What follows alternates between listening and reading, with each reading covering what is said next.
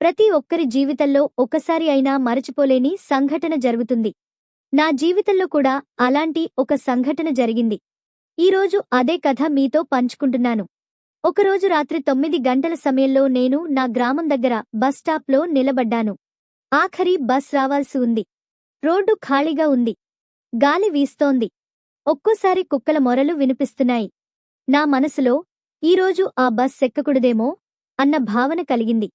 కాని బస్ వస్తే తప్పకుండా ఎక్కాలని అనిపించింది. చివరికి పాత పసుపు రంగు బస్ వచ్చింది.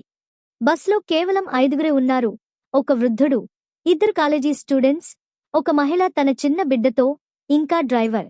బస్ లోపలికి అడుగుపెట్టగానే ఏదో చల్లని గాలి తగిలింది. అప్పుడు ఏదో అజ్ఞాత భయం నాలో మొదలైంది.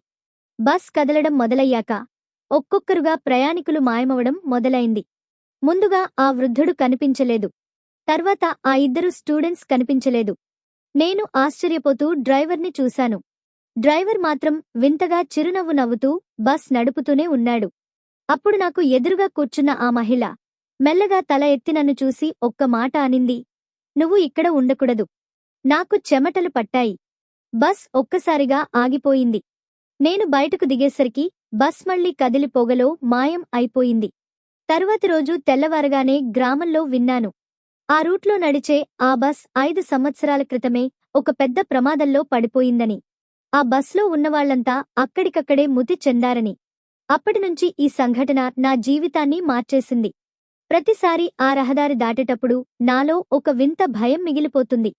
ఆ రాత్రి ఆ బస్ ఎక్కకూడదని నా మనసు ఎందుకు చెప్పిందో అప్పుడే అర్థమైంది.